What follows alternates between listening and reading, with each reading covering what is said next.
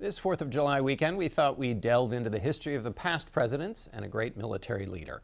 Joining us to discuss their biographies are Annette Gordon Reed and Peter Onuf, authors of Most Blessed of the Patriarchs, Thomas Jefferson and the Empire of the Imagination. Gene Edward Smith, author of Bush. Douglas Brinkley, author of Rightful Heritage, Franklin Delano Roosevelt and the Land of America. And Arthur Herman, author of Douglas MacArthur, American Warrior. Welcome to all of you. Thank you all for being here so much. Annette, let me start with you.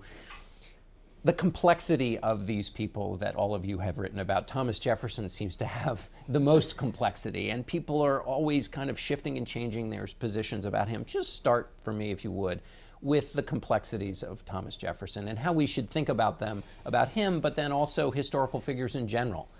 Well, Duma Malone, who's the great Jefferson biographer, described him as 6 or 7 men rolled into one.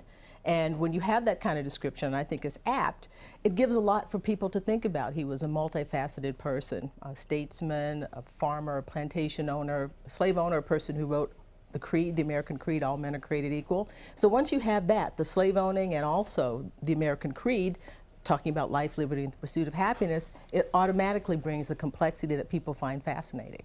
Arthur Herman MacArthur, you say he was the last American hero. And so he also, great, extraordinary risk-taking victories and failures, incredible vanity. Talk about, I mean, could that kind of a hero exist anymore? How did it work that he had both such upside and potential downside? Great question. I think part of what you have to realize about him is that the heroic image was to a large degree self-crafted.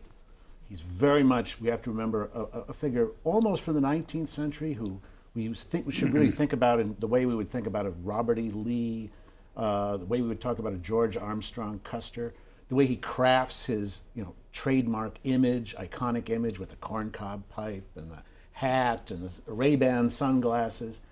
But he's also somebody who's, I think, and maybe this is the true for everybody that we've been writing about, is that he occupies no fixed point in sort of the American historical imagination. He's always being seen in different lights and new ways, often reviled, often somebody who's celebrated and revered. And this is part of MacArthur's, I think, fascination for a biographer, is how you, again, and I like the way you put that, how you bring all the men that he embodies together into a single three-dimensional portrait. I hope that's what I've done with this book. And I think for MacArthur, it's one that's been long overdue, frankly. Makes it fun. It makes it interesting. FDR was sometimes 2 different people between 2 different consecutive meetings. I mean, wasn't that part of his genius a little bit, is that he was kind of, everybody thought he was on their side? Yeah, they famously, FDR said, "I'm a juggler. Nobody knows what my left hand is doing compared to my right hand." He didn't even know sometimes. Anybody who took a meeting with FDR came out thinking they got what they wanted, only to find out they really didn't. He was an extraordinary politician. But the key to understanding FDR, in my view, is the Hudson River Valley, and it's a sanctified landscape, and it's where he was born, where he lived his whole life, and he's buried there in Hyde Park, New York, and he always had a home place, like Thomas Jefferson, that he could go to and get his energies, refurbished from going over there. Eleanor Roosevelt famously said, "People think my husband's not an intellectual, but the truth is he has a map mind." He knew every county, every back road, every creek, not just in New York State, but all over America. And that's how he was able to do the WPA, and the Civilian Conservation Corps, planting trees and saving historic sites and worrying about soil erosion and the Dust Bowl. We think of the Great Depression as the stock market crash. He saw it as about the rejuvenation of the farmers and the landscapes of America. Gene Edward Smith, you've written about a lot of presidents, and you write very critically of George W. Bush and his decision-making. The current president, Barack Obama, people say he doesn't make decisions fast enough. In all the presidents you've studied, from Grant to FDR to Bush, talk about the decision-making quality of a president. What makes a good decision-making president, and what makes one that's not so good? Well, I think a good decision-making quality is if a president looks at all sides of an issue, and George W. Bush did not. George W. Bush came to office with a certain fixed view, and became the decider. Now George Bush was the decider. It wasn't Cheney, and it wasn't the underlings in the White House. It's George Bush who was making the decisions. And Bush came to office believing that he was God's agent here on earth. And when you believe that, you can get into trouble. Arthur Herman MacArthur was also pretty sure what he believed. and he got into some real clashes with presidents. Yes, and he wouldn't be put off by the comparisons with God either. It didn't bother him in any way as a figure. He is, and one of the reasons I have the subtitle American Warrior is he's not just at war with America's foes, he's also at war with his own leadership, including in the Army, including 3 presidents, Hoover, Roosevelt, and Truman. And it's an amazing career when you think about it, because considering his enormous rise within his chosen profession, the U.S. Army, the fact that he's never able to restrain himself from telling his superiors when they're wrong, and he thinks they're wrong, and that he is, grating nerves right. It's an amazing, amazing career. I mean, basically, he's driving his career through the U.S. Army with the parking brake on. And the fact that he's able to achieve the kinds of things he did, to be a major, decisive commander in 3 wars, right. World War I, World War II, and Korea, is really a tribute, I think, to the man's ability, but also, I think, to the power of his vision. We're going to get back to Jefferson in a second. Well, to his point, FDR couldn't stand Douglas MacArthur, but he needed Douglas MacArthur. That's right. And just 6 days before FDR died on April 12, 1945, he made MacArthur the head of the Pacific Command. And it was one of the great things that Franklin Roosevelt did, meaning he tolerated somebody that annoyed him because MacArthur was going to win the campaign against Japan in the Pacific Theater. All right, we're going to pause right there. We're going to be back with our authors in a moment, but first this break. And we're back with more from our authors. Peter Onuf, I want to start with you. The point that Annette was making about Jefferson and slavery, right. Going to this point about contradiction. Where was Jefferson actually on slavery? I mean, he owned slaves, and then, of course, he wrote about the freedom of men. So what are we to think? Right. Well, he thought that slavery was a radical injustice that must, in the fullness of time, be rectified. And his plan for that was that justice would be done by emancipating the slaves. So far, so good, we like that. But then expatriating them, sending them to a country of their own. The hard truth that we don't like to face is that the nation that Jefferson was creating was a white nation. It didn't mean he didn't respect the human rights, the natural rights of his enslaved people, but those could only be fulfilled elsewhere. And then they could become an independent people, a free and independent people. It's ironic that he uses the language of the Declaration of Independence when he talks about the ultimate freedom of slaves, but he says, we will create them, send them elsewhere and create them into a free and independent people. In other words, where the war for independence is an assertion of nationhood, then nationhood for enslaved people would be asserted by their white masters. Yes.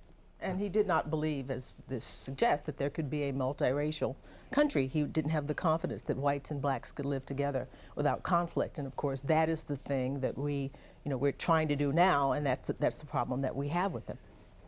Jean Edward Smith, I want to go, doing a big time shift here, but I want to go back to this question of presidents and generals, because again, you've written about presidents and generals who became presidents. George Bush's relationship to his military, building off of what we were saying about MacArthur and FDR, what was the relationship between Bush and the military? George Bush was commander-in-chief, and he felt very definitely that he was commander-in-chief, and this was a superior subordinate relationship. And I think it's fair to say that the first 2 chairmen of the Joint Chiefs and George Bush really didn't get along. I don't think most Americans realize it, but the Joint Chiefs are no longer really in the battle chain of command. It goes from the President to the Secretary of Defense to the area commander. And the Joint Chiefs, after the Goldwater-Nichols Act in 1986, are no longer in the chain of command. But they are the Joint Chiefs. They do command the Army. And so it's a very complicated situation. That's all true except for General Petraeus. I think that Petraeus and Bush got along very nicely. Douglas, the FDR, what he did with the Conservation Corps, how much resistance was there? When we think about Barack Obama, remember the shovel-ready projects? It was, the stimulus so hard for him to pass. Conservation as an idea at the time as stimulus, how hard was that for FDR to do? Well, he inherited the conservation mantle from his fifth cousin, Theodore Roosevelt, so it was in the family bloodstream. And then he was governor of New York State, FDR, in 1928, won again in 30, and did kind of putting unemployed tree armies to work for the Depression, planting in New York State. He took that program. It was FDR's pet program, the CCC. Just weeks after his famous historic, We Have Nothing to Fear inaugural, he ended up paying $1 a day to young men all over, saving our state parks, national parks, historic sites.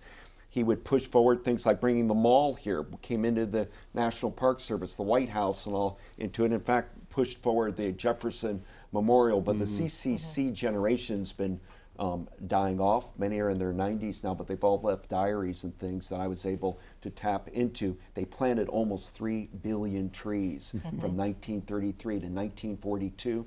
Then Congress defunded the CCC, and it was one of our most successful programs. And there's a call now, can we do something for our young people? Is there a new CCC? But it's hard because they were in, they had bugle call, they had uniforms on, they did. But this 4th of July, if you go to Zion or Olympic or Channel Islands or Mammoth Cave, any of these parks, Everglades, Smokies, the CCC has a big role in making it tourist ready. And they couldn't have done it without Douglas MacArthur. Yes. Because Roosevelt, they needed somebody who could run the training camps for these young men and who would know something about organization and logistics with it. And there were a lot in the Army when Roosevelt turned to the War Department to get them to help. There were a lot of senators that said, we're not going to waste our time with this kind of nonsense. And MacArthur said no. He said, this is the perfect opportunity. In a period of time in which Army budgets have been slashed and our prestige in the nation's rather at a low ebb, this is the way to prove what we can do. Sometimes people say the CCC, that was a kind of important requisite for the U.S. mobilization in World War II. That's not quite accurate, but it did help U.S. Army officers and reserve and ROT officers learn the ropes about commanding large numbers of young men, many of them unwilling young men, to work together and to train and to perform these kinds of very, very complicated logistical tasks all over the country. Jefferson believed in the ultimate progress of the American experiment, but went through some dark times where that experiment looked in danger. What would he say now, where everybody looks at the system and says, oh, it's a mess? Would he have how did he retain faith in the evolution of things even in the darkest of times? Well, because he had a scientific bent. He sort of extrapolated from progress in science to progress in everyday life. What he would say about now, people always ask me that, channeling Jefferson. I think he would be a little bit concerned about the sort of anti-intellectualism that exists in the country today, and the sort of inward looking. I mean, he certainly thought we shouldn't be involved in foreign entanglements, but he did think that America should engage the world. So I think he might be a little bit concerned about what is going on at this particular moment. I think he'd say also that maybe we know too much and we're disenchanted and disillusioned. It's hard to believe in progress when we think we know everything, and the things that are emerging now are frightening to us. That belief in progress is based on the few things you could know and then build on. And I think his relationship to nature is crucial. He thinks it's immanent in nature that God has a plan and it will work out. And that kind of sense of a providential destiny that combines, you might say, natural religion and science into this faith in the future. That was FDR had that too. Yeah, the earth belongs to the living. I'm going to have to pause this here. We're going to carry on the conversation online on the Face the Nation website. Thank you all of you for being here and for the continued conversation we'll have. But for the moment, that's it for us. We'll be right back.